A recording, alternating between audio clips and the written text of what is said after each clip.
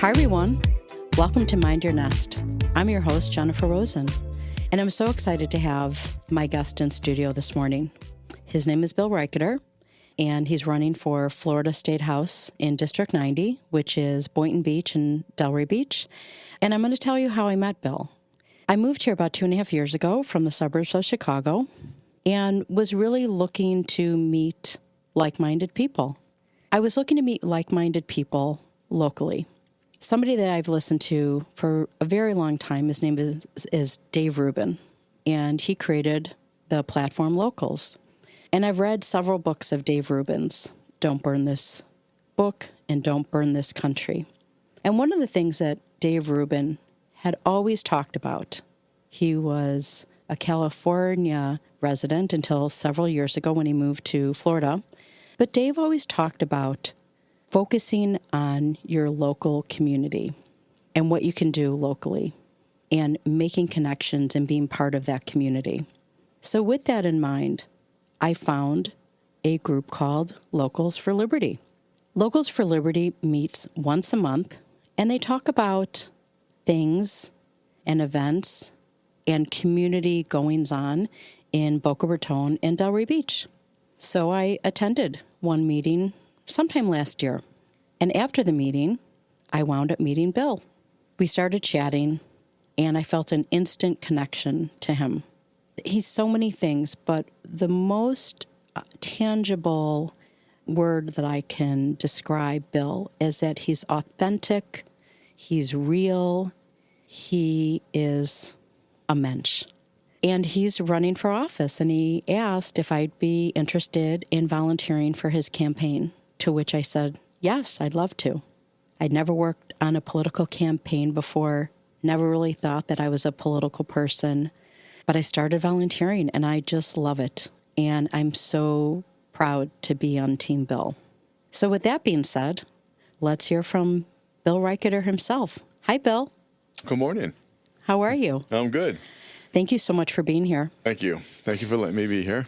So I've learned a lot in the past few months about you, about who you are, where you've come from, what in God's name convinced you or drove you to run for office. And I know that this isn't your first rodeo, so I'd like you to talk a little bit about that. But you do have an extraordinary life, I have to say. And I don't know, you've done so many things, both in the for-profit world as well as the not-for-profit, your philanthropy. And I just am fascinated.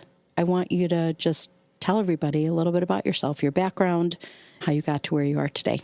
First of all, I think it's important that you have to be involved in community. Everything starts with community. You can't get anywhere without your community, right? Yeah. And if you want the community to support you, you have to support your community. I believed from a very young age that you have to be engaged with your community because you grow up in your community. You play your sports as a child in your community. Mm-hmm. You grow up and you do your business in your community. All your friends, your family, you engage in commerce in your community. Everything that you do starts and ends in your community. So why not be involved in your community? Yep. Basically, I grew up. I went to high school in Broward County. Went to Taravella High School, played football there, got a scholarship. Went to college, played football. Was a decent football player. Had an opportunity to play pro ball. That didn't work out. Was it because of injury, or you just decided to go down a different path? I went down a different path. Mm-hmm. My father had cancer, and I had a decision to make. Tried the pro football world. I wasn't drafted, but I had opportunity to play on teams as a walk-on in the pro football world. That's very cool. I never knew that until just now. Yeah. Yeah, his opportunity presented itself, but the decision was made to help my father with his business because if I didn't make it in the pros, I had to make sure that my family was able to support themselves. And what did your father do that you were helping him? He was an automotive mechanic. Okay. He had automotive repair shops. Got it. I decided that, or we decided that it was better that I helped out and made sure that the family was able to take care of itself. Did you know anything about that industry? You were young. Yes, Oh, you did? I grew up in that industry. I was a certified master mechanic. Wow. I took all the tests and Was a mechanic, yes. Did you help him out all throughout your growing up? Yes, he took me to work every day as a young man, and since I was 5 years old, I was in his shops learning how to be a little mechanic. Really? Yes. Wow. Yeah, it was fun. That's wild. Really cool story. When I was probably 3 years old, 4, 5, something in New York, I was always one of those kids. My father had sweeping the shop. Okay. And I always wanted to fix the car. And I always got mad at my father because he wouldn't let me touch the cars. He always had me sweeping. And he had a shop that was on a corner it was in Inwood, New York. Okay. And so I thought I'd be really cool and help him clean down one of his, what was like an oil machine. It was an oil machine. Instead of just cleaning it nice, I went and I took out the little bottom petcock that held all the oil in the canister, and it leaked all the way into the street where the street was a roundabout corner. And all of a sudden, all the cars were screaming down and made a whole big pile up on the street, and it was a really bad scene. Wow. Did he come out screaming from his office? Yeah, we were an Italian family from Italy, so you can imagine the scene that caused. Yeah, very loud. That was good, watching all the cars smashing around the corner. Excellent. Did you get grounded for that by any chance? I got a lot of things for that, by any chance. Yeah, that was little Billy at his finest. Listen, you've got to learn. Yeah, I learned. Yeah, I'm sure. But yeah, anyway, we did that. Then we sold that business, and I went off into the sign industry. And how did that come about? It was a whim. I don't know why I went into that business. It was just, I liked it. I had a friend in the industry. I thought it was pretty cool that you can make money designing graphics and sticking them on windows and make money. Didn't realize there was no money in that. So I went off and I grew that business into a pretty large company over the years. Did you know anything about the sign business? I didn't. But I would tell you as an entrepreneur, if any entrepreneurs are listening, do not, and I say this with a lot of graciousness, do not go into a business you don't understand, because you will lose a lot of money very fast over a lot of years until you understand it. So it took me a long time to understand that business. But yeah, the business, the way I grew that business was I sat in an office no bigger than this with a cell phone and the fax, calling people up, telling them I was the largest sign company in the country. I had no idea what I was doing. And I would literally sit there and I would take a rock in my hand and I would bang on a desk and I would tell the customer I was in my factory. I couldn't understand what they were saying. Let me go outside so I could hear them better. Excellent. And at night, I would go to all the major competitors, and I would dive in their dumpsters, literally go in their dumpsters and steal their customer list. Wow. And I would steal their vendor list because they would throw everything away like idiots. They didn't shred things back then. And I'd get their customers' phone numbers. I'd get the vendors' phone numbers. I'd find out everything I needed to find out about their business because they threw everything away. And I would learn the business, and then I would call up property management companies, and I would say, hey, you have businesses that went out of business. Can I take the signs down off the business for free? So you have and I'd paint the wall and I'd patch the holes. You have a nice, fresh storefront to rent. Yep. And meanwhile, I would take all that back to the house, my father's garage, because I was living in their house at the time. And I would take it apart and rebuild it. So I learned how to take apart signs and build them because I didn't know how to build anything. I didn't know what the hell I was doing. And I'd do that for free. So that's how I learned how to build signs. And the only thing I asked them to do was recommend me as a sign company to the future tenants that would go in there for that free service. Yep. So that's slowly how I built a sign company. Where did that drive and that interest and that curiosity come from? And how old were you when all this started happening? I was like 21. But I was. My father was an entrepreneur. I learned all that because my father pretty much drove me into entrepreneurship when I was young. He was sick with cancer pretty much most of my teenage life. So I was running his businesses for him when I was young. And so when I was a little kid, right, I was always the kid organizing everybody in New York to shovel the snow. I'd have all the kids shoveling snow. I'd collect all the money, and I'd pay all the kids, raking the leaves. I went to college, and while I was playing football on the field, the night before I'd have kids making T-shirts, and they'd be selling them at the stadium, and I'd be making money while I was playing. I started a rental business in college where kids were throwing out TVs and everything every semester or whatever. Right. I started grabbing the TVs, refrigerators, and all the things that were being thrown out. I'd put SKU numbers on them, and I'd have a big rental business going on in the college where I was renting stuff to the parents, making them pay, and my mailbox was full of checks every month. So I had a whole rental business going on of appliances in college.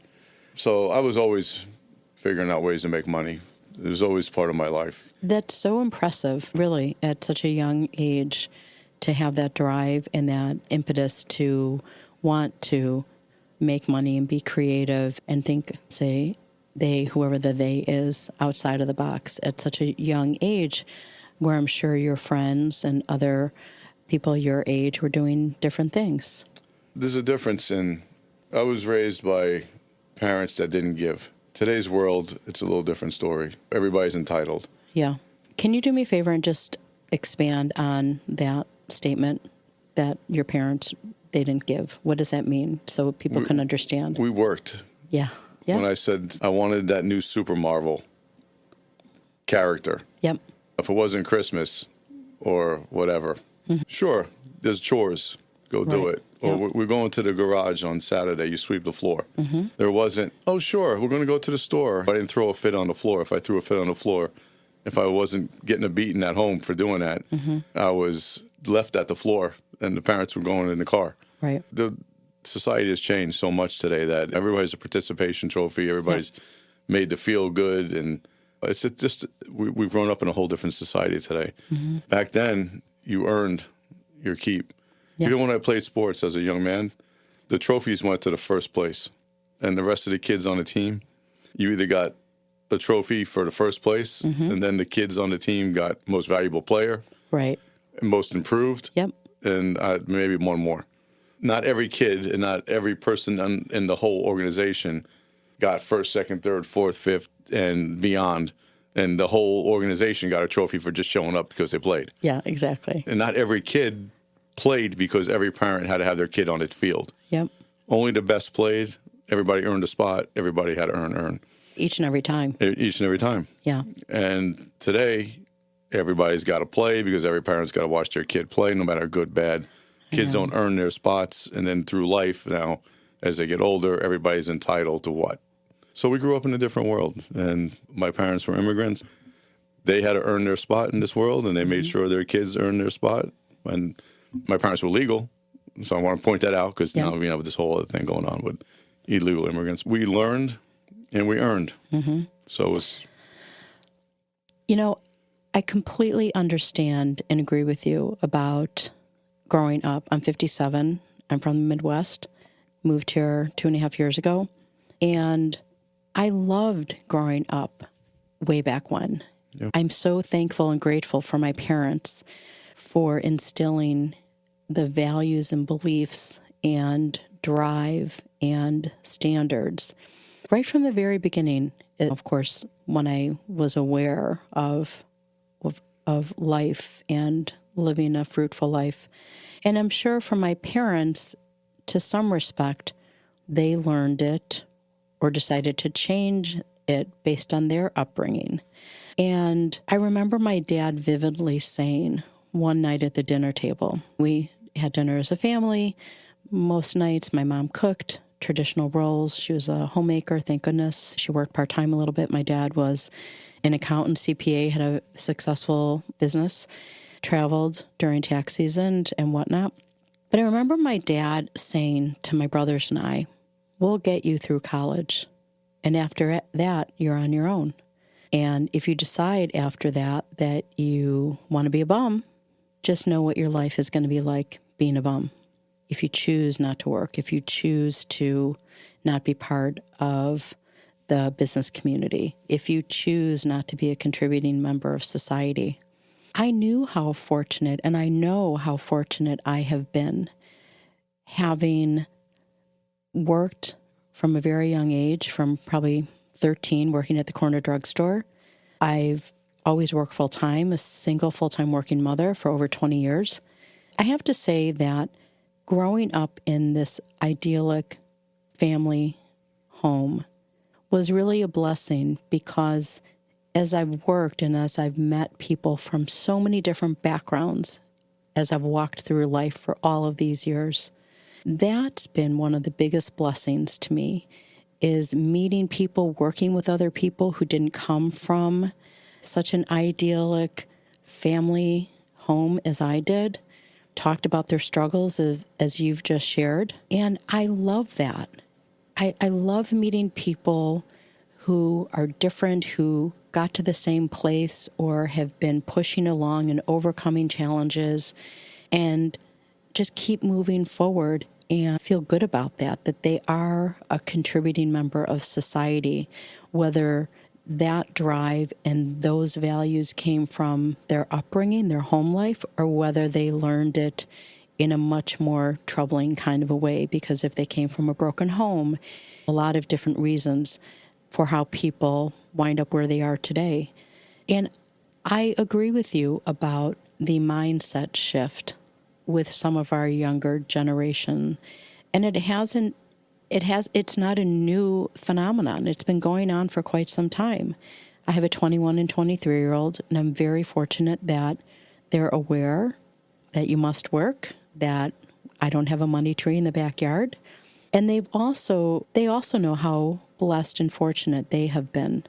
It kind of pales in comparison to my upbringing, but I came from a 2-parent home. My life was different. It was much, much different. Did my kids want to be raised by a single full-time working mother? No. Did we have the smallest house on the block? Yes. Do they have the foundational values and beliefs similar to mine, knowing that they have to make their own life for themselves? It's sometimes a tough nut to crack, especially in today's society. But I'm so grateful that they understand what hard work means. And if they decide that they want to work, let's just, for example, say at Home Depot, that's fine. But they both know that they have to work, and earning a living provides you a fulfilling life.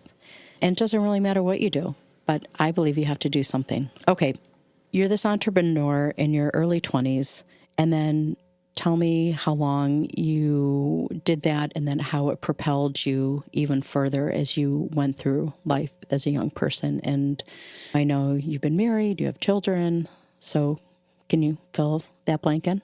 Yeah, so learning the business, it took many years, right? So I took the business, let's say it took first 5 years of the business was very rough because, you're learning the business, you don't know what you're doing, you're losing a lot of money.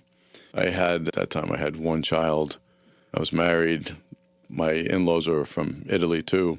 So I had my in-laws tell my ex-wife at the time, or my wife at the time, she's not my ex-wife, get rid of your husband. He doesn't know what he's doing. He's trying to grow a business, and you guys don't have any money.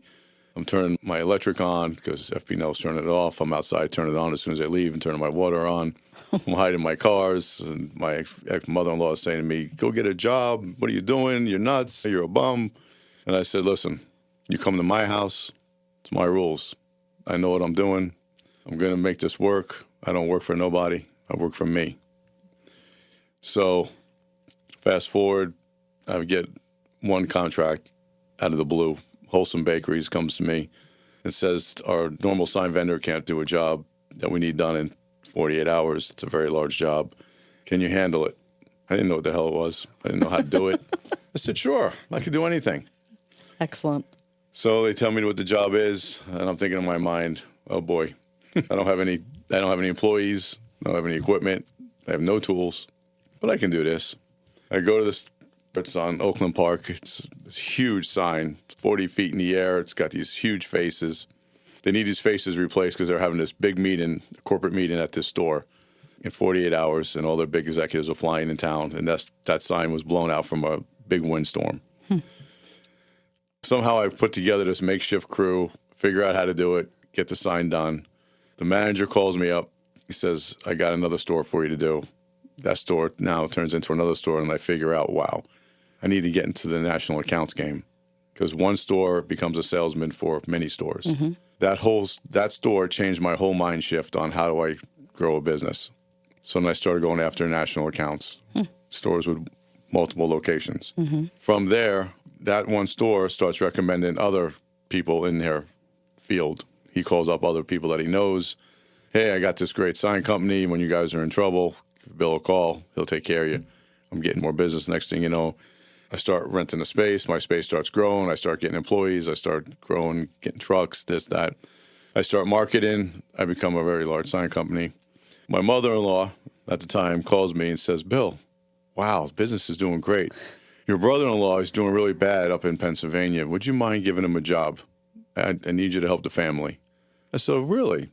The son that was the bum, the one that you told that didn't know what he was doing and you wanted your daughter to leave, you're now asking him to employ the family. Yeah, okay. So I do that. I move him down.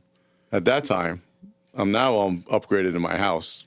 I give that son-in-law, my brother-in-law, my old house that she was telling me that to leave your husband. I give him that house to live in for free and a job, and I'm taking care of them. So, the business exploded. It became one of the largest sign companies in the country. We were doing very well. It's all because of persistence. Yep. And you have to have fortitude. You have to have direction. You have to have discipline. Some grit. But one thing I tell people in business, everybody wants to be where you are now. Yep. Oh, yes. But you have to have the grit to walk the footsteps. Yeah. You have to mop the floor. Yeah. You have to go through what it takes to be where you want to be in life, because not everybody can do it. No, I agree. There was an article many years ago that was in our local paper, and I think I have it saved somewhere. But the main purpose of the article was talking about that everybody has to start out mopping the floor. My dad didn't start out with a successful accounting firm. Slow and steady, step by step, building a business. Yeah. And things don't just happen overnight. It's not what we see, or what I guess the young people see on social media is not the reality of of building and running a successful business. Bill, so during this time, you were married, you had one child, and eventually went to two. Got it. Okay. Yes. Did you go from a married family man with starting a successful business into you're no longer married, and did that happen along the way? Was that a difficult time in your life? And how old were your kids when you got divorced? So it wasn't really a difficult time in my life. What happens is, to a lot of people, you grow apart. We had different goals. I am a very energetic, go out and tackle the world person. My ex-wife was too complacent for me. She got too comfortable. The life of money changes people. We had a nice beginning. We had a very modest house. We lived in Coral Springs, and 2,000 square foot house, 2,400 square foot house.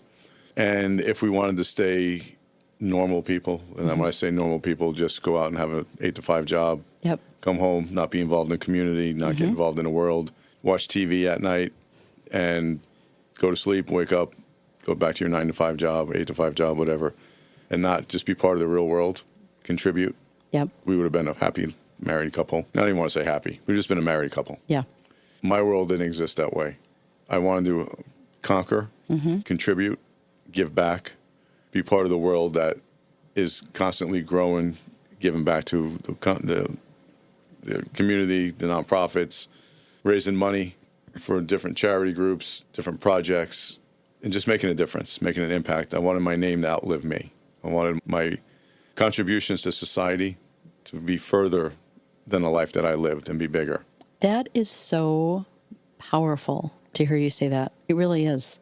You're very unique in that. I've never heard anybody talk about themselves like that. And that's such a respectable, incredibly insightful way to view your life and what you were meant to do while you're alive and living on the planet.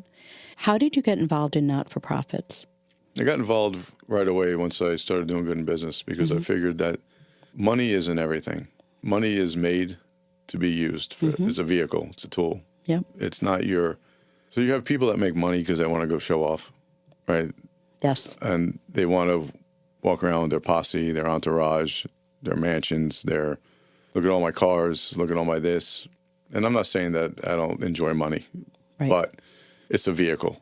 It's a vehicle that we're given to use to better, in my opinion, to better the lives of other people. So what do we do with it when we have it? I want to use it to grow it, to give it to other means, so that when I leave this world, it's outliving me. So that's really how I view why I'm making money.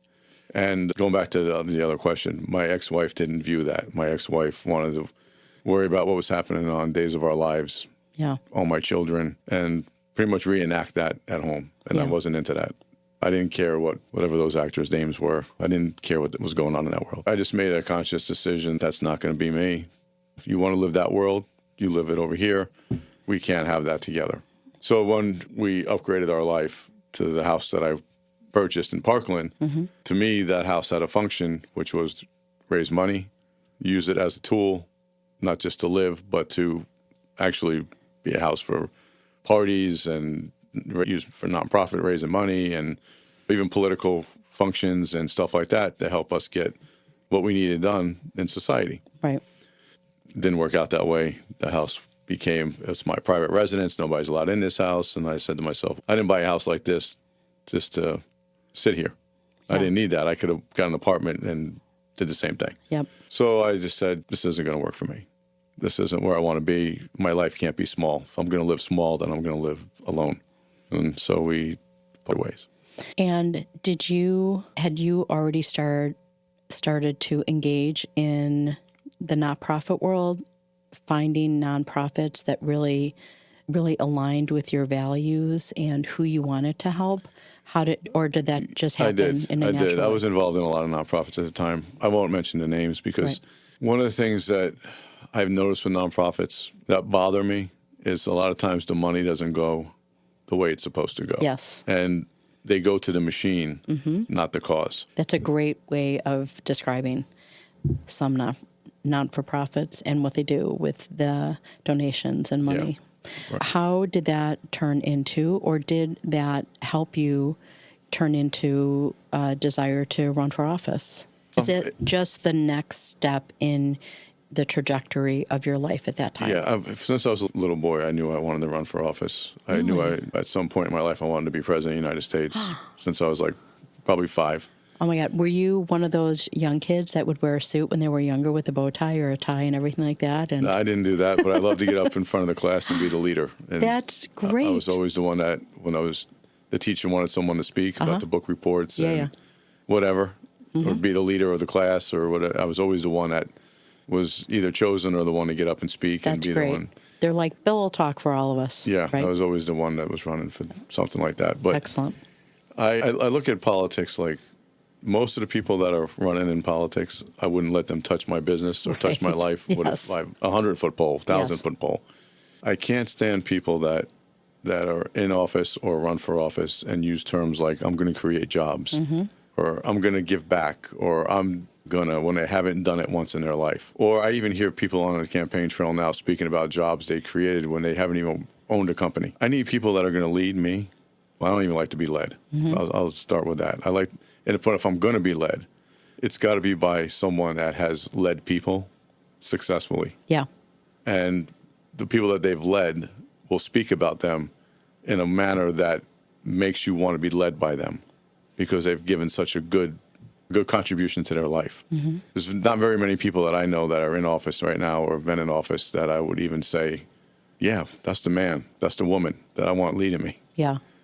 So that's why it's very important to me that we need people that are running for office that are of that caliber. Did you or have you had a mentor or role model that has been on your shoulder all these years, or have you been your own mentor and role model? You talked about working for your dad at a very young age. My dad was the best role model and boss I ever had. And even though he's been gone, it'll be 8 years in August, I have, he helps me. He guides me. There's something in my soul that, I don't know, I just keep moving forward. Yeah, I take bits and pieces of people that I've met throughout the years as role models. One role model, which is probably odd to a lot of people, but it's a role model it's a fictional role model, but it's a role model of truth to the world, is Rocky. Yes. Because everybody has got the underdog story in them. That's right. I would love to meet Stallone. Yeah. He's my all-time hero since I was a child. I heard that he moved to Florida. Yeah, he moved here somewhere in Palm Beach County. All right. So we'll have to try to figure out how we can meet him. We got to make that happen. Yeah, exactly. That's my role model. But the never quit, never give up. Yep. The whole Rocky story. I mean, everybody, generations, that movie has made it. And it's going to make it forever. Right. Yeah. But the whole Rocky story is very inspirational. You take a person, and I know not everybody likes Trump, so I'm not a Trumper. Right. As far as I'm not going to live or die on that whole thing as Right. far as political. Yep. But what I like about him is to be able to relate to the working man is an amazing thing. When you're a billionaire and you can talk to people at every level of life, Yep. that is amazing because most billionaires can't come off of that Completely. that whatever skybox They and think talk that to they think that they're up here all the Right. time, and for whatever reason, maybe some of them started out all the way at the bottom, and either they have no desire to make that connection and help bring people up and encourage and support and cheer them on. Yeah. It's almost like they want to forget. They only want to stay on the surface with their people, and that's it. Yeah. So because of that's why he's a good leader and people follow him because he can talk to anybody and he understands them at every level. It's interesting that you say that, especially given the events over the past couple of weeks and couple of years, as we all know, to hear you speak so clearly about that. And then on the flip side, there's so much animus and anger and vitriol towards him that is so difficult to understand. I'm middle of the road. I'm not a extreme person on either end. I wasn't raised like that. I'm not like that. It's not a world of always and never. Some things, yes, are black and white, but a lot of life are shades of gray. Yeah. So I've had such a difficult time over these past several years understanding that intense emotion and outrage and hate towards one human being. It's all media driven. Yeah. And they just know how to speak a stupid language. It's not even real. People don't even know what they're hating on. Yeah, I know. Because as a business person, I will tell you, I get more information from the people in the factory that sweep the floor Yep. than I do out of the people that are in the ivory tower. And I get the understand that. truth out of the people that are sweeping the floor than Yep. I do out of the people that make the $200,000 or $300,000 paycheck a year from the ones that are making the $25, $30 an hour. Yeah. Yep. And that's the difference with someone like Trump, is that he will talk to the guy that's sweeping the floor and give him the same respect. I do the same thing. Yeah. I give the same person that sweeps the floor the same respect, probably better respect than the one that makes the money that's in there going over my financials. Yep. I agree. It's shaking the hand, looking people in the eye, and truly feeling blessed that you made the connection with that person. Yeah. And seeing the janitor or the laborers stand up a little bit straighter when somebody talks to them, shakes their hand, asks, engages them in a conversation. It's really amazing. Yeah. Yeah, because everybody is valuable. Oh, nobody is not valuable. That's right. And we wouldn't have a lot of things, or we wouldn't have services or a robust economy without the laborers and people that are actually in the dirt, building the brick, building properties, and doing the jobs that a lot of people don't want to have. Yeah. What's interesting that you bring up Rocky, because Rocky was just on, I think it was last weekend. I'm not quite sure if I mentioned this to you the last time I saw you at a recent event, that I watched Rocky, and it was on with Drago. I think it might have been my second favorite Rocky. And so intense. And what you just talked about is the never stopping, like his drive and the motivation. And I always get so emotional when I watch that Rocky, because it is so beautiful. It really is. Like at the end, when he wins and he wraps that American flag around him and everybody is standing and clapping, how beautiful and how important and how necessary that movie is, especially right now in our society, to see that American flag, the pride, the appreciation, and not just appreciation for his country, but for everybody, because everybody couldn't help but get on the Rocky bandwagon and start cheering him on, the underdog. It was amazing. Yeah. You never you don't know how far you can go unless you push yourself. Yeah. And one of the other things, the other qualities that I think is so important and missing from a lot of people is humility and being humble. You could definitely tell people of different economic statuses that aren't humble, that have no humility, that really focus on themselves and their narrow view of the world, like you described, having blinders on and just moving forward, not looking left or right, not seeing how other people have helped contribute to their success. Yep. It's almost like a tree. A tree grows and then the branches start spreading out. And you need all of it to take everybody along for the ride, like you've described. So let's pivot a little bit and talk about you running for the State House seat 90 in Delray Beach and Boynton. Why? Yeah, that's a really good question. Why? Why does anybody want to put themselves through the stress of running for office? Yes, and you said you wanted to run for office when you were younger. And, oh, my God, did you even imagine that it was going to be like this? You would never imagine it could be like this because you didn't have the insight into the world without all the social media when we were kids. Correct. We had a TV with 2 channels. And you had to get up off the 3 couch. 3 channels, ABC, NBC, and CBS. Okay, so back in Chicago, it was 2579, Channel 11, WTTW, and then 32. And unless you had the rabbit ears on your TV, sometimes you could not get Channel 32. It was horrific. But the whole having to get up off the couch and change the channel. Yeah, that was a pain. You're like, you know what? I'm just going to watch Channel 2. I don't really care what's going on. Yeah, so this district, it's a good district for me because it's a working class district. Mm-hmm. So it fits me because I'm a working class guy. Regardless of whatever I accomplish in life, I'm a worker. Mm-hmm. I'm a tradesman. Very good district for me because I like to bring the trades into this district because it fits the makeup of the district. Business and trades. Can you describe a little bit for the people that are listening? What are the trades? We've heard about it. We've seen it. Skilled labor force. Okay. Skilled labor force. Yep. Also, mental health. Delray is big into mental health. Yes. And recovery. Yep. I have a daughter, 3-time suicide survivor. You've heard me talk about her, Jennifer Rosen. Yep. She is a graduate of UF, 2-time Gator graduate, and now she's in Pepperdine. And she is working on her doctorate. She's going to be a therapist. Maybe not. I don't know. She keeps changing her mind. Mm-hmm. But she will be in the mental health field. She has a nonprofit called Inspiring My Generation. And we have a big program that is, what's the name of her cards? It slips my mind. It's one of her biggest projects. It will come back to me. I'm embarrassed now. Encouragement cards. Okay. Encouragement cards. And when unfortunately had to have her Baker acted. She was in the hospital, in the mental health facility in Broward. How old was she when this happened? I think she was 21, I think. And when she was in there, she was there for a couple of days. We were the only family that came to visit. Everybody else was there alone. And she really figured out how poor these facilities are run. Mm-hmm. And these people, they're sitting there and they have no family. They're all by themselves. And when they get discharged, the statistics of them going back into the world shows that they're more apt to have worse results when they go back into the society. And they're more apt to attempt suicide again. And most of the time they're successful. Yep. Or a good portion of the time they're successful.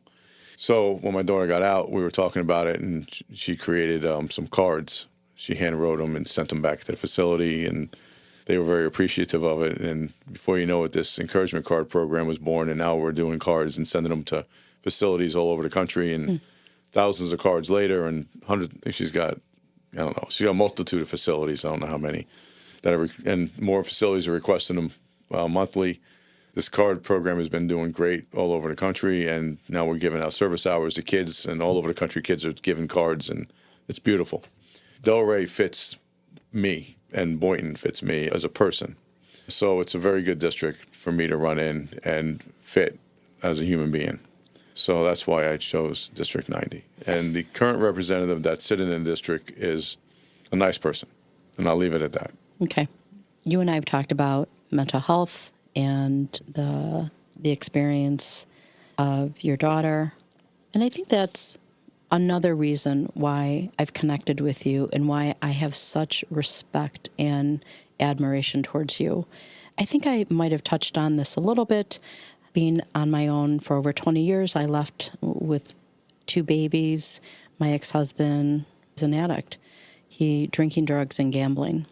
And fortunately, he got into recovery several months after I left with the kids. And stayed in recovery for many years until late last year, where he relapsed. And we came to find out that he had actually relapsed several years prior to that. Several months after his relapse late last year, he attempted suicide. Thank God it was not successful. And it was really an incredibly traumatic and painful event. I don't even know if you would call it an event for our children. Our children had never known their dad not to be in recovery. We had always celebrated 1 year, and you're doing great. We were some of his biggest cheerleaders. And they certainly had never had any direct experience with anybody attempting suicide. That's really, it's so sad, and it is so painful to go through that process as a family. And one of the things that I learned over the past several months, flying back and forth several times to California, was exactly as you described, was the system and not having loved ones close by to help advocate for you.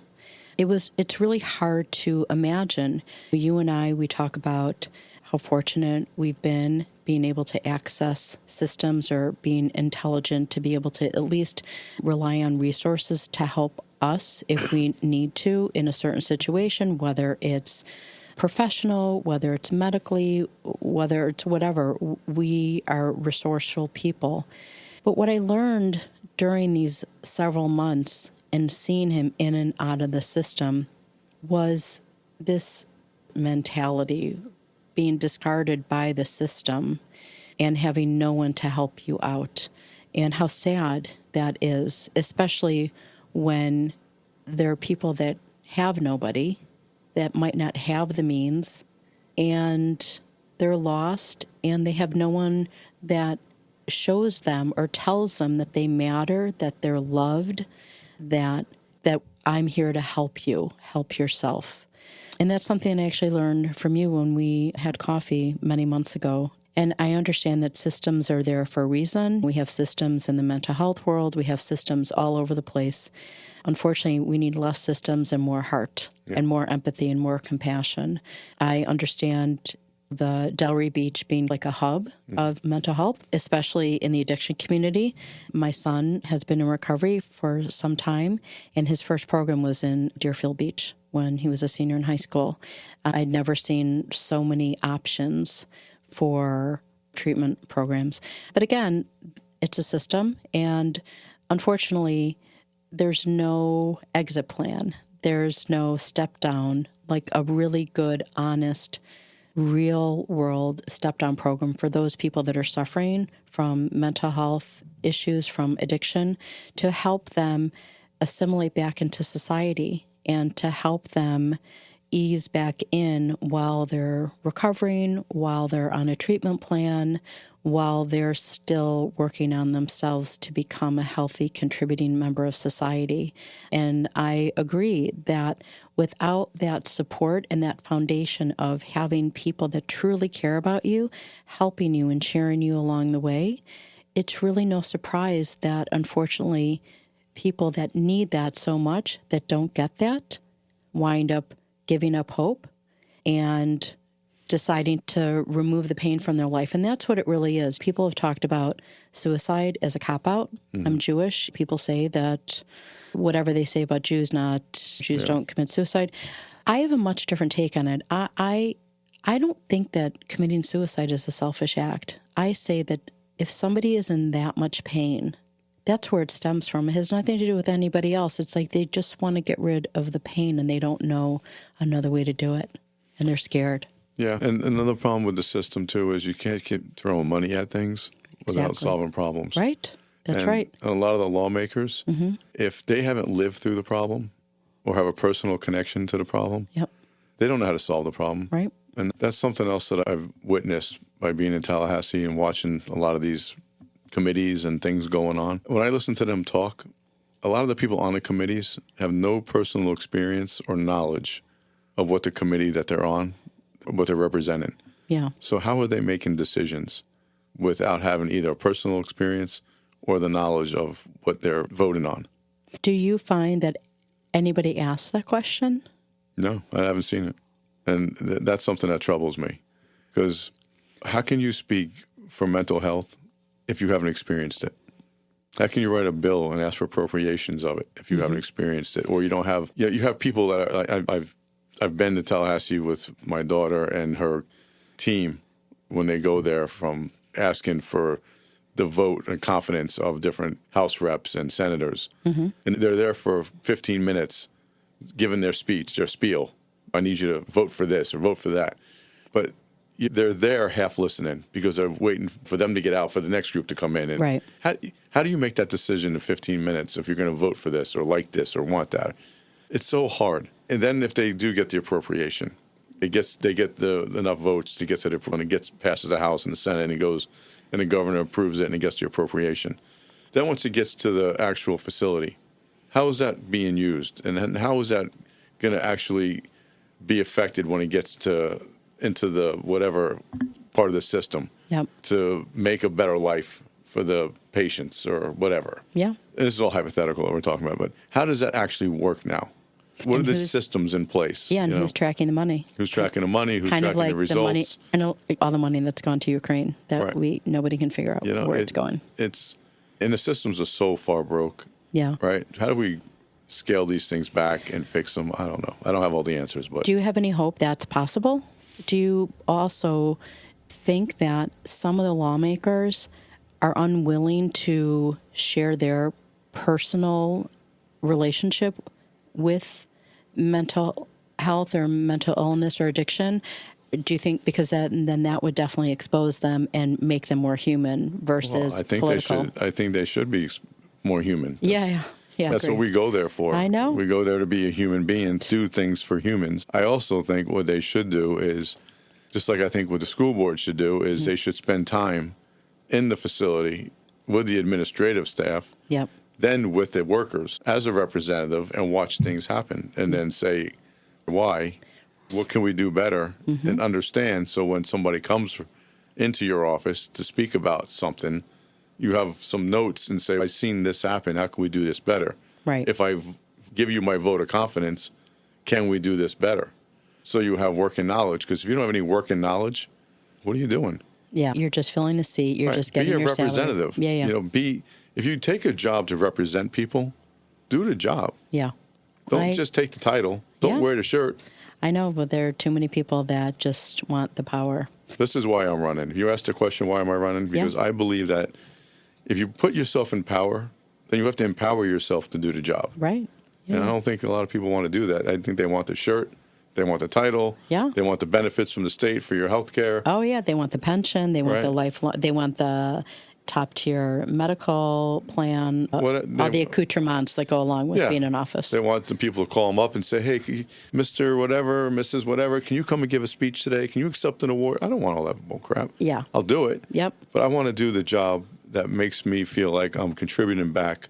It all goes back to this, and this is something, I don't know where this came into my life, but somebody one time was talking to me about their dash on the tombstone, and it hit me, and that's the only thing I care about when I die. Okay. What is it? What does the dash mean in my tombstone? Okay. And? The 2 dates. Yep. The day I was born, the day I die. Yeah. That little dash in there. What did I do? What did I leave behind? And what are people going to say about me? Yeah. That's all I care about. That's fantastic. Nothing else matters.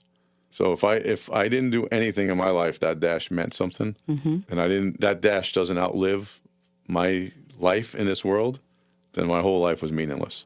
Nothing else mattered. Yeah. So if anybody else wants to go through life and they want to live in that big house, they want to drive all those fancy cars, and they want to have a bank account bigger than everybody else, and they die, and nobody said anything good about them, and their life and their name dies on that tombstone, God bless them.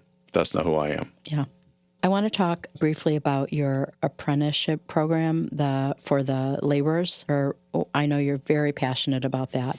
So for those young people or older people, some that are lost, don't have any direction, people in recovery with mental illness issues, young people that don't really have hope that there are opportunities for them. And those young people, college really wasn't their thing.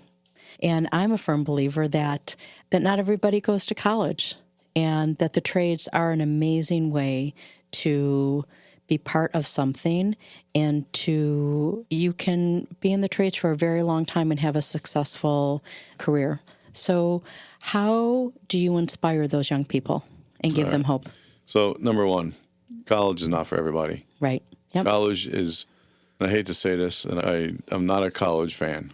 Not now, especially. Unfortunately, I wasn't even when I went to college. Yeah, I agree. I went to college. I wouldn't even have gone to college if I wasn't a football player and I got a scholarship. My parents couldn't afford it. But that was the ticket. I learned more about life because my father forced me into it because he was sick, and I had to learn life by running his business. When I was 13, 14, 15, 16, 17, 18, I learned everything I needed, my life skills then. I went to college. I played football. I was smarter than my teachers. I was probably making more money than my teachers in college than my teachers were, and I knew more about life in college than I did learn in college. I learned nothing in college, I'll be honest with you, and I hate to say that. But trades. When you have a trade, you have a way to make money your whole life. You will never go broke when you have a skilled labor position or skilled labor in your arsenal because you can always make money with your hands. You can always pick up a job at a job site. You can always pick up a job at a company because they're always looking for labor. There's no company today that you can't go and get a job right now. If you walked on any job site, you walked in any company, air conditioning, electrical, plumbing, whatever, welders, anywhere. You could walk into their doors today and you will be hired because they are looking for people. It's a shortage. It's a national shortage. It's not even a Florida shortage. It's national. So what I'm doing right now is I'm helping a factory out of Miami relocate to Palm Beach. Okay. That's great. We are working with Palm Beach State College. We've identified property. We're putting this deal together. I don't want to talk too much about it on the air right now because it's going to be complete very soon. We're hoping to have it complete by the end of this month. But that program will employ a ton of people, and it's going to be a great program. But we're going to grow this program really big in Palm Beach County. And I want to take this program all across Florida.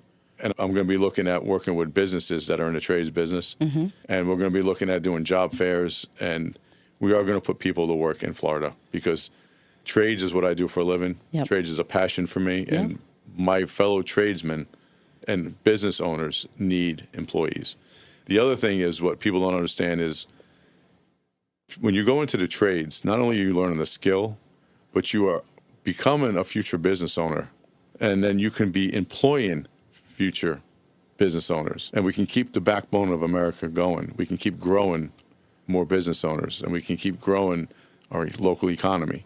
So something that I want people to understand is it's very important when you hire people that you are hiring to hire future business owners. Don't look at people that you hire as you want to keep them forever.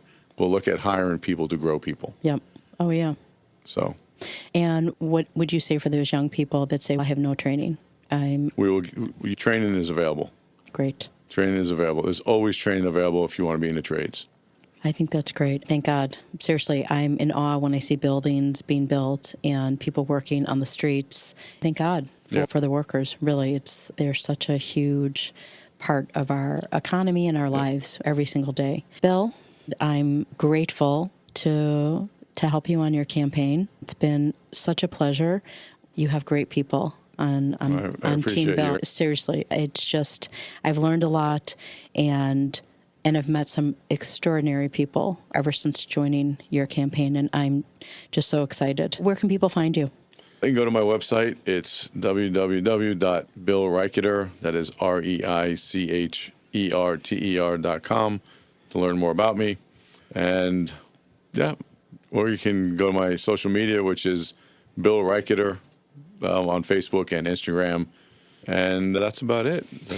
I'm a very simple guy to find. You are. We're going to put all of your contact information in the show notes. And is it okay if you share Francesca's website as well for us to share it in the show notes for her organization? Yes. Okay. Yes. All right. Terrific. Bill, thank you so much. It's really been a true pleasure. And thanks for the pierogies.